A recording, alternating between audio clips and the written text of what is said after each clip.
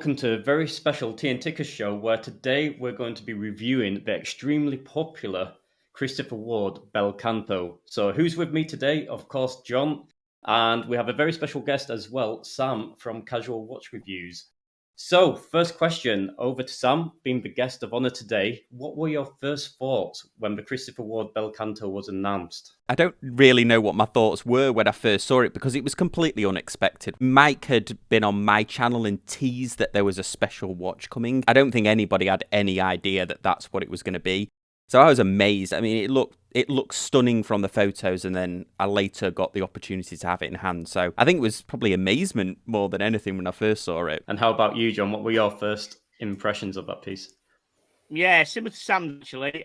Mike, again, came on our show, didn't he? And he hinted there was something special coming.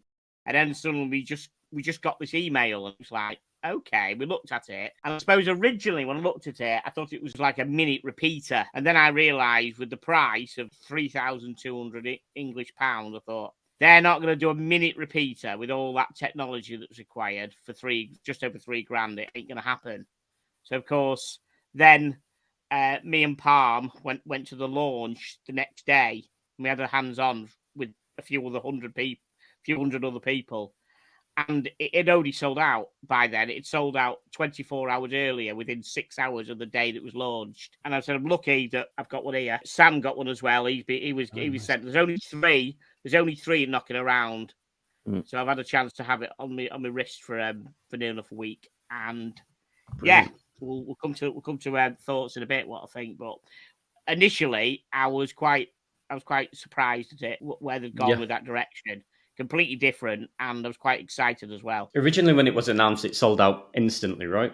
And I think everybody had the impression that it was going to be quite a limited piece, and different colours were going to be released, but in small batches.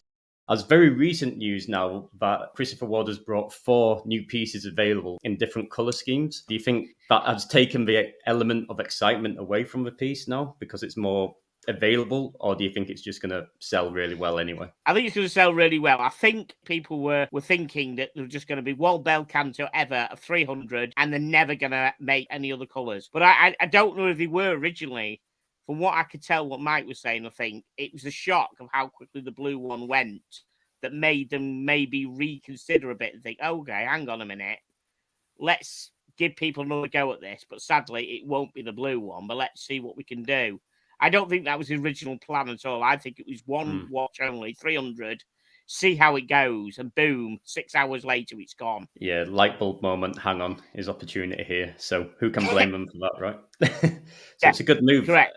So we dive into the main part of this review then, and again, I'll hand over to Sam. And the first part of this review, just let the viewers know what your first impressions were when you held the piece in hand. I think I was one of the first reviewers to receive it, but I wasn't one of the first to do a review on it because I really wanted to have it for a while. And I think I did a review after I'd had it for 7 or 8 days. Got the opportunity to wear it. I had it on the leather strap. It's not the same one as Jon's, but all the review copies were 00 as their serial numbers. I was amazed at just how good looking the watch is. It's light because it's titanium, but it doesn't feel cheap. And that domed sapphire crystal looks stunning in real life, although it is really difficult to film as a YouTube reviewer because it's very reflective. But the attention to detail on the watch itself, the one thing that I changed my view of is the highlight of the watch is that chiming mechanism. If you're looking at it as a watch just to tell the time, the actual time telling dial on it is smaller than I was expecting. But once you realize that the chime is the main event, then you come to really appreciate the attention to detail and the many different levels and types of finishing used on the components really bring that dial to life. Brilliant, yeah. And Jon, anything to add there? Seeing as you have the piece in your hand right now. Yeah, I'll just hold it up to the camera again. So as you can see, you guys there, what Sam was saying, that the actual dial itself is pretty small. The contraption at the bottom is the chime. So you can see the little red marker, which is on one side. The opposite end of that, the tail, because it does look like a bird, effectively. So the opposite end of it, that strikes towards the outside because there's a metal ring that runs around the outside of the dial.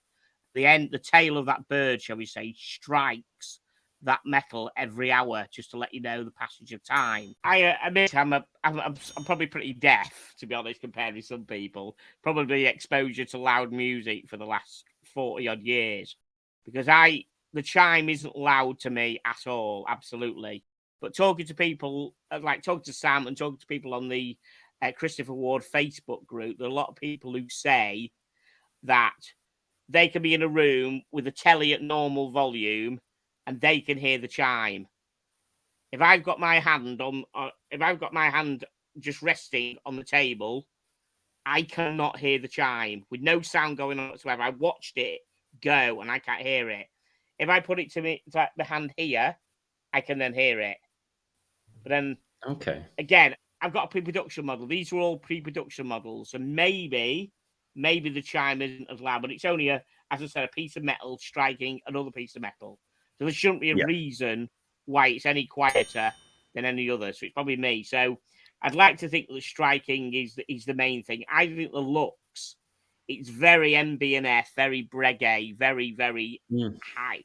The look, it looks a lot more than a £3,000 watch. It looks like a £9,000, £10,000, £12,000 watch. So no one knows what it is. It just looks a very, very high-end watch. On the chime, John, you made an interesting point there. It's not a loud noise. It's not like a digital watch beep or something along those lines. It's a very subtle sound. I likened it. The closest that I think it sounds like is if you basically clink two wine glasses together.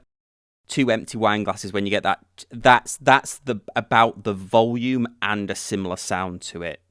Just if you can put it into perspective. Yeah, there is actually a short video on our channel that we put that Palm originally took the day the launch. Now what we did, me, Palm, and Patrick, who's one of the guys with Christopher Ward, we disappeared into one of these rooms where the event was, and you can clearly in the background hear the 100 other people milling around in the room. We had to shut the door, and Patrick just wound the watch round the hour each time, and you can hear it.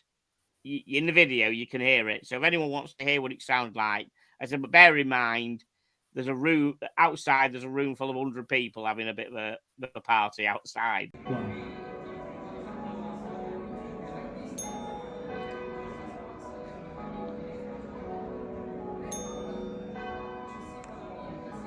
That probably leads to the next question, and I'll hand over to Sam for this. So what did you think I know you touched on it a little bit, but the overall build quality and the actual finishing of the piece? It's Christopher Ward, so it's always excellent. They do this. I'm a big fan of Christopher Ward, and one of the things that I like most about their watches is their attention to detail on their finishing and their design aesthetic that they have. Even on their standard dive watches is spectacular. So I wasn't surprised that I was impressed on the build quality. I was expecting to like it. I think there's at least 3 companies that are responsible for finishing the components. The gong and the chime are finished by one company. There's many artisans that are involved in the assembly and the manufacture of this watch, which makes the price point even more astounding, really. But as with most Christopher Ward watches, the attention to detail is fantastic. Brilliant.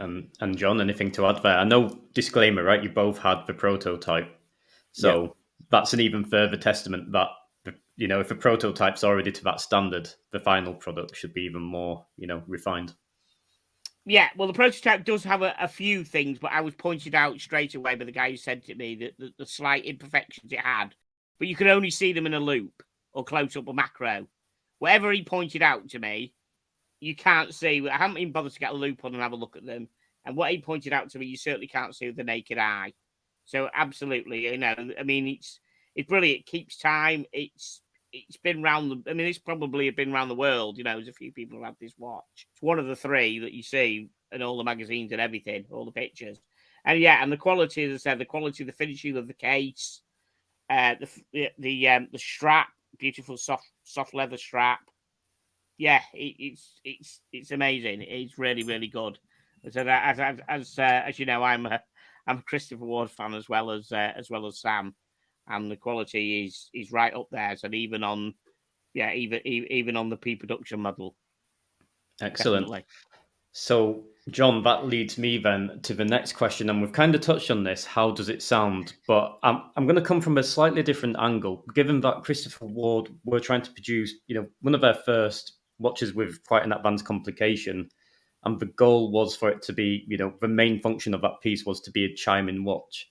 Do you think they pulled that off in this iteration? So forget how nice it looks, but did they get the chiming right, or do you think a newer version could maybe sound a bit more prominent, a bit louder, or do you think no? They've done it right. The people I know had these kind of watch. Actually, I mean, I think it's a unique watch. I don't think there's anyone else who does a single chime watch.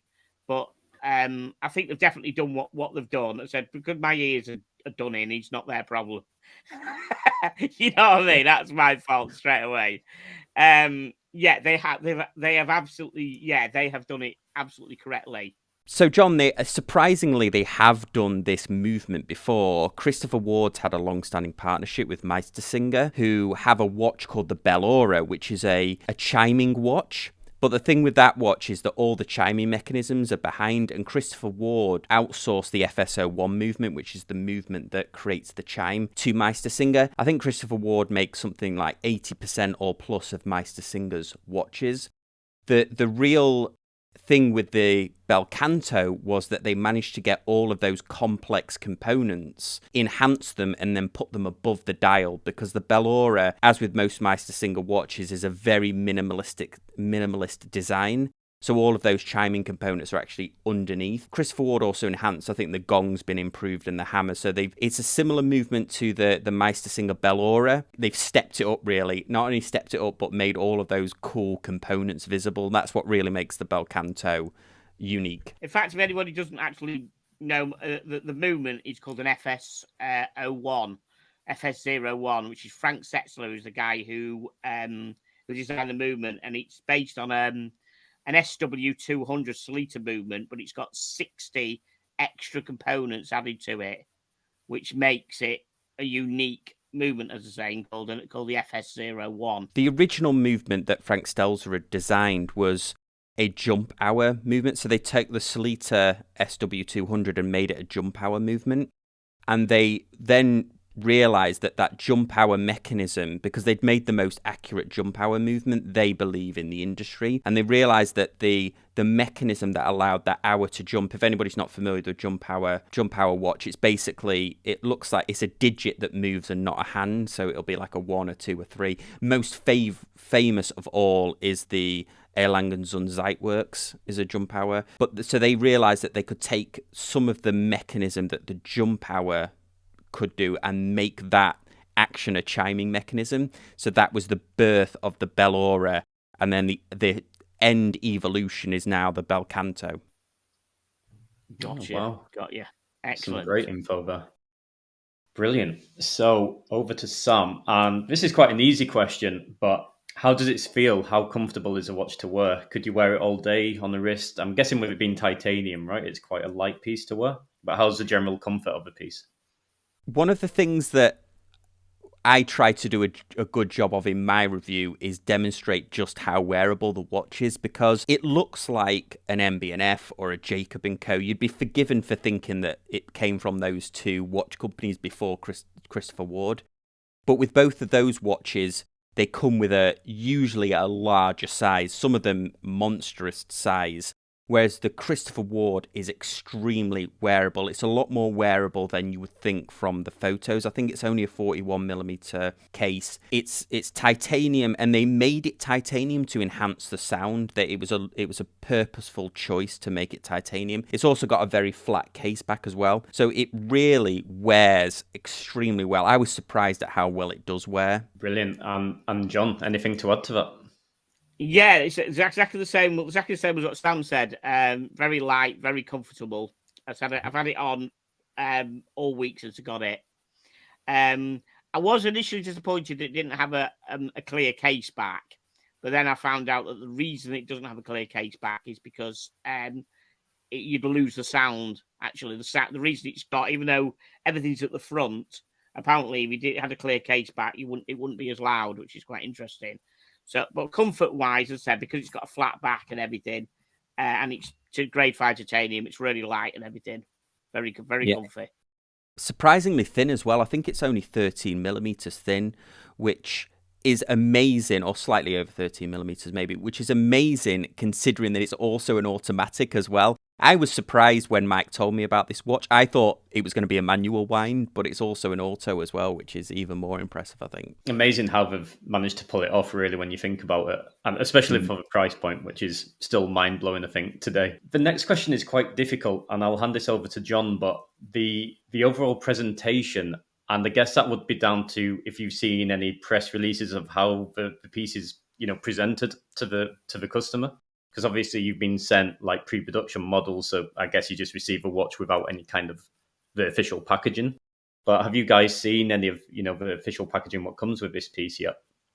Yeah, I get it. It came, would you believe, in the official packaging. It came in the big wooden coffin box. It came in everything with it, the coffin box and all the cloth and everything, and the full instructions. It basically as if I'd bought the watch. Everything came with it, and it was. I mean, I love the packaging. I think that coffin box is absolutely fantastic. I love the packaging of Christopher Ward, and it was no different. It came exactly, yeah. So it's the classic, but they didn't make anything unique or different for this particular piece. It's just the classic Christopher Ward package. The classic, But it was good because it was a pre-production. They still gave it to you with everything that you would normally expect if you were a customer paying you £3,200. Brilliant. I think that's good. It's good for the viewers to know, when they order the piece, how it's going to turn up. So if they've, we have a lot of viewers, right, who are Christopher Ward fans, so they know exactly what we're getting with that package, which is great. So final question, and I'll hand this over to Sam, and then John, you can add, but would you buy this piece after, having the experience with it, after, summarizing all of the thoughts when handling the piece? Is it a watch what you would like to own? That is a really good question. Probably answer it in a couple of ways. One is that I think the reason that the Bel Canto did so well is because it captured the imagination of people that weren't traditional Christopher Ward buyers, because you got a high complication in a watch that looks spectacular, and it looks almost like nothing that Christopher Ward have ever made before. I am definitely a Christopher Ward buyer. I like their traditional tool watches, and that's just more of what I collect. I collect more tool watches. So for me personally, I was so glad to get my hands on the Bel Canto, but it's not something that I would personally add to my collection. However, at the time, the resale values now are incredible. So it might have made a good business sense to buy one at the time, although I'm not a watch flipper. But I think the way that it captured the imagination of people that aren't Christopher Ward buyers was what was so amazing about this watch. Brilliant. No, great answer. And John, is it on your on your list? Well, as you know, I go for the military stuff and everything. But if I was in for the market for a watch of this type, then certainly wouldn't be throwing me 10, 12 grand down on anything else. I'd be putting the money down for one of these. As Sam said, when you look on eBay at the moment, there's one blue one going for £6,500 or best offer, and there's one that's going for $8,000, $9,000 on Chrono 24, which is ridiculous. So people are flipping them. And as I said, I'm same as Sam. I'm not a flipper, so but I said if I was in, I'd want a blue one. So that's the thing. They don't make the blue one anymore. Out the four colours, the light blue one they do is probably the nicest. But I would, if it keeps on doing the dark blue, and I wanted something like this, probably would. But the chances of getting one at that price now is obviously zero. And I'm not in the market for one, but if I was, 100%, this is the kind of thing I'd go for. All right, so I think that concludes then the review of the Bel Canto.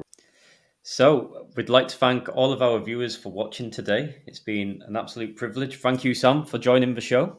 No, pleasure. It's always great to have you on. Jon, as always, you're the legend.